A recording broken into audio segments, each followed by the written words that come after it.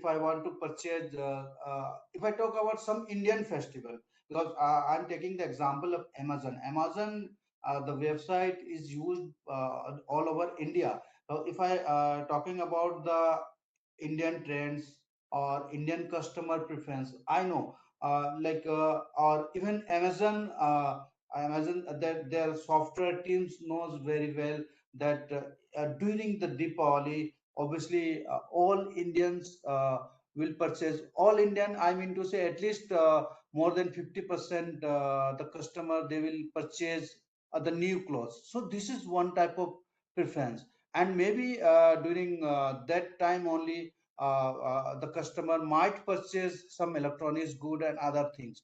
If I talk about the European countries or any other countries, maybe during Eid, the preference may be different. Maybe during Xmas, their preference may be different.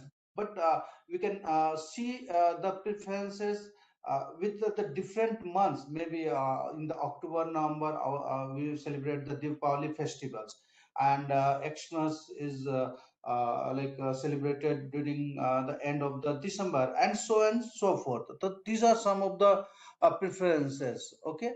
So when we talk about the big data analytics, some of the topics we need to discuss also, that high performance analytics also required. What are the challenges? How big data analytics is used today, and some of the benefits of big data analytics. Okay, so high performance analytics required.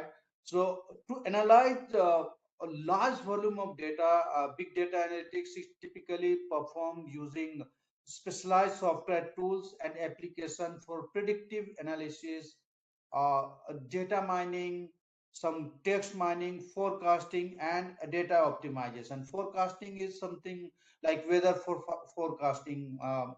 We generally we see in our mobile that what would be the next 1 week weather forecasting. So obviously the data will be huge. Data will be there, and different types of analysis are required to predict the next 1 week the weather forecast. Collectively, these processes are separate but highly integrated functions of high performance analytics.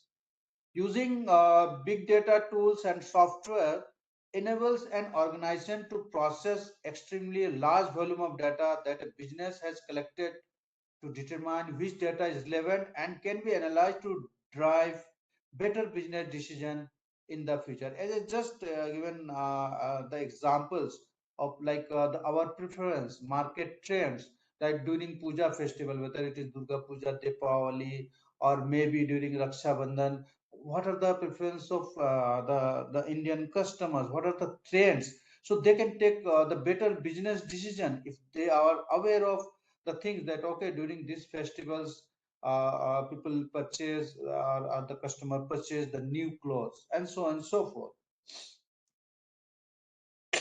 The next one is the challenges. What are the challenges we'll face if we go for the big data or some analysis during the big data? So for the most organization, big data analysis, it is sometimes it is a sort of challenges, and consider the sheer volume of data and with the different formats of the data. It could be structured and it could be unstructured. So we'll see what is structured and unstructured data. I'll explain later on. And that is collected across the entire organization, and the many different ways, different types of data can be combined. In an organization, it might be possible some structured data can be collected as well as some unstructured data can be collected. So the first challenge is in breaking down data silos to access all data. An organization stores in different places and often in different systems. It might be possible some like accounts data are stored in account section, admission data are stored in admission section, attendance data are stored in different departments with their like servers. So it is the another challenge to collect or correlate all the data. The another challenge in creating platform that can pull in unstructured data as easily as structured data. It might be possible, like uh, in some places, only the face recognition systems are working in, maybe in organization in many different, like educational institutes. Also, the attendance is. They have done it is online by like using the face recognition system. So the face recognition system, it is a sort of unstructured data. If later on it requires what are the different the parameters and what are the like the characteristics of that particular either faculty members or the students, it will be a very difficult. So it is something like the data are stored in unstructured way, like image or videos or something like that.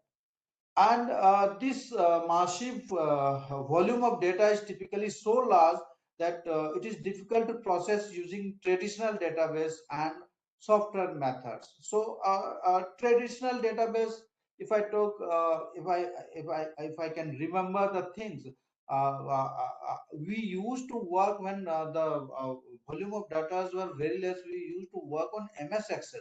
That also works as the database. And but later on, slowly the Oracle came and other software come to store the data. Even MS Excel's were being used as a backend data or backend database. But because of large volume of data, now no one is using the Oracles and Excels. So how the next is how big data analytics is used today. So as the technology that helps an organization to break down data silos and analyze data, it improves business can be transferred in all sorts of ways.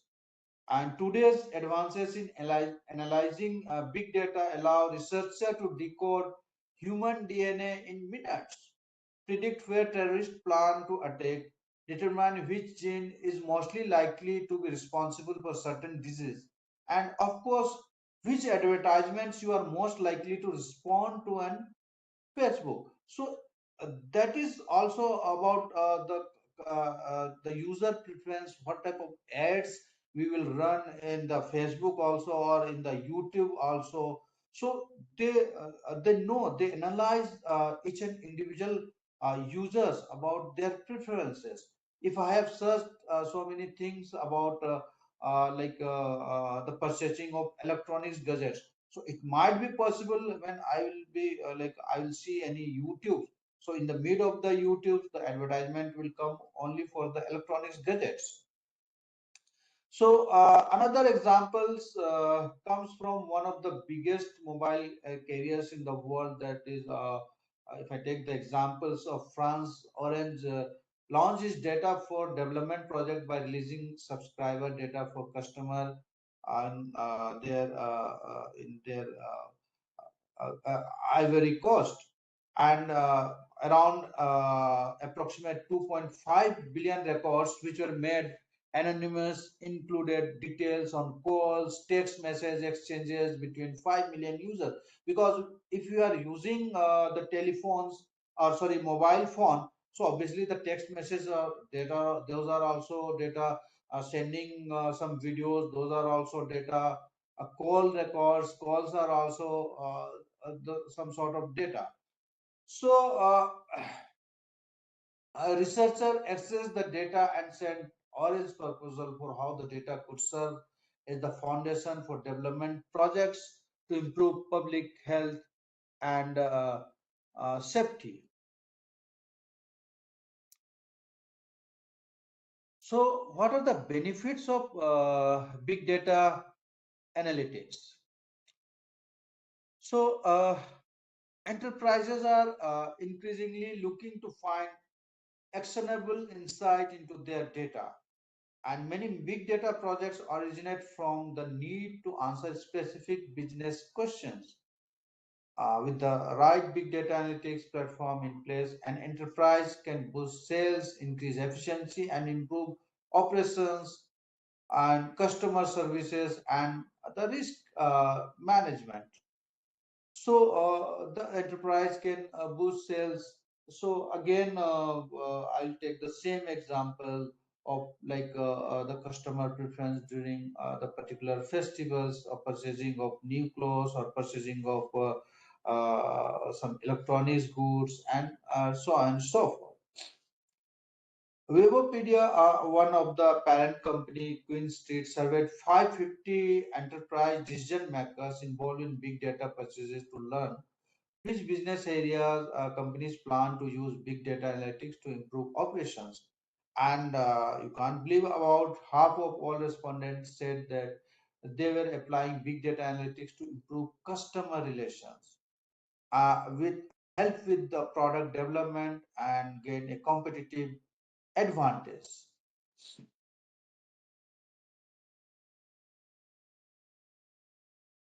So, so what are the types of big data analytics?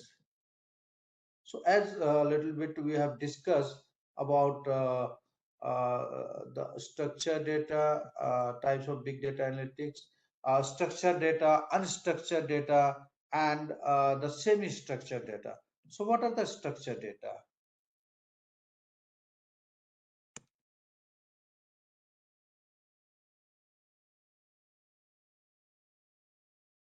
Light is not moving.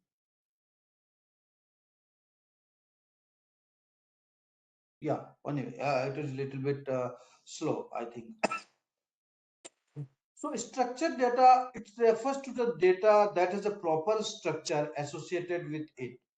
For example, the data that is present within the databases, the CSV files, generally the Excel files, which are the data which are saved in Excel, it is generally known as the CSV files. And the Excel spreadsheet can be referred to as structured data. Here you can see one examples. The data like employee ID, employee name, gender, department, salary in labs. So structured where data are stored in a structured way. Each and everything, okay, name, the name Rajesh Kulkarni, it is the name and it has been kept under the columns employee name. It is gender male, it has been stored in the gender. Department is finance, so it has been stored inside the department.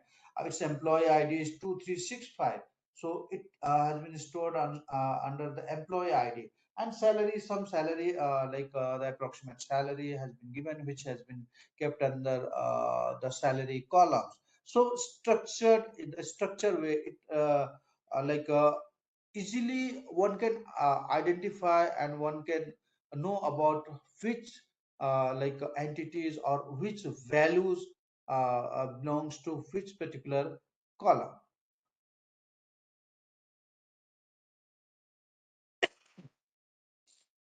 The next one is unstructured data.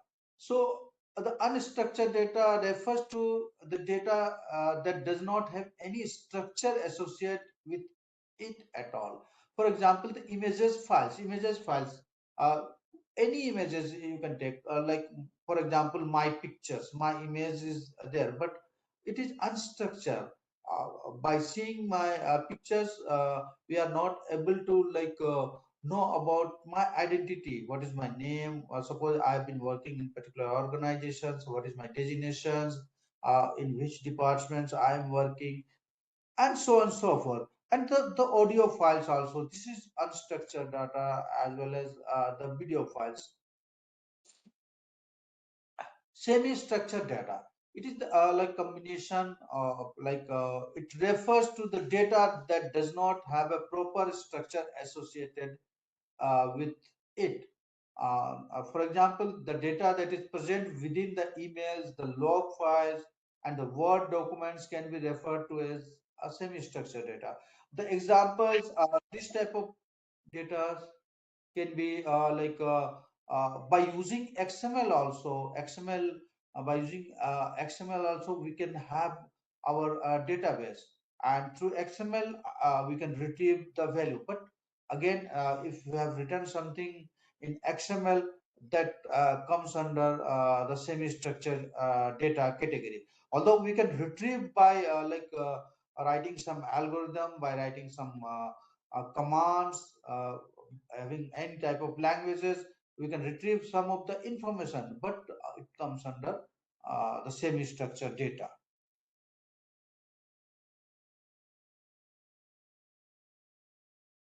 So, what are the different characteristics of big data?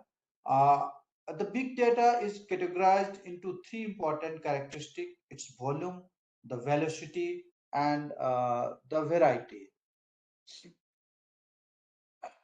So, volume, as we know, the refers to the amount of data that is getting generated. We can have many examples. Like each and every day, data is generated. Multiple data is generated. Facebook is one of the best example. Everyone, I think, use this Facebook. Another is Twitter. Each and every second, in the fraction of second, and number of data are increasing day by day. Okay, the velocity, it refers to the speed at which the data is getting generated.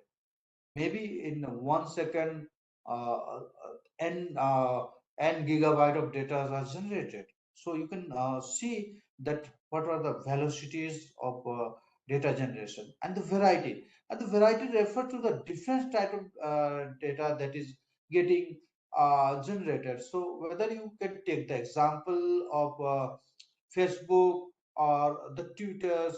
So, if I take the example of Facebook, sometimes we give the simple the comments in the form of text, but sometimes we share the pictures. Sometimes we share the videos. So, different types of data, the varieties of data are being generated. So, the process of big data analytics, the case study and evaluation, identification of a particular data, what type of data are there, filtering of those data, then the extraction of actual data from there, aggregation of data, then the visualization of data, how data can be in the form of chart, in the form of graphs, in the form of the columns. So the visualization of data, then data analysis on the like how to like analyze the data. So the customer preference or user preference, so that they need to be analyzed, and the final analysis and the result. So which is able to help making decision in easier way. So some of the tools which is used in big data analytics, these are very specific, but some other tools are also used. Like MongoDB, this is used on data set that change frequently, and tools used in big data analytics. Hadoop, Hadoop helps in storing and analyzing big data. Talent, it is a tool used for data integration and management. Cassandra, it is a distributed database that is used for handling chunks of data. Storm, and it is an open source real-time computational system. And Spark, it is used for real-time processing, analyzing the large amount of data. So, some of the top big data applications in today's world, one by one, we'll discuss. So, big data in the retail industry, and it is one that faces the most fierce competition of all. And retail is incomplete things, but again, it will take another half an hour or 1 hour. So, due to some time constraints, so I'll restrict myself and end my presentation over here. So, thank you, ma'am. I think I have completed on time. Okay, sir. Okay. Yeah. Uh, Thank you, sir. Thank you, sir, for such an informative session. And in this session, sir, I think all the participants have enjoyed the learning about the big data analytics. And sir, you have also discussed about the various tools that is used in big data analytics like Hadoop, Spark, and Storm. And you have also discussed about the different top big data applications. So it is very much beneficial for all the participants of learning from this session, sir. Thank you so much, sir. This session is very wonderful for us, sir. Thank you, sir. Okay. Thank you, ma'am. Thank you once again. And thank Sir, you. we need to open it for interaction and discussion also. Yeah. So if participant want to discuss more, the platform is open for discussion. Yeah, sure. Good evening, sir. Myself, Jan Singh. The one Yeah. question is, there are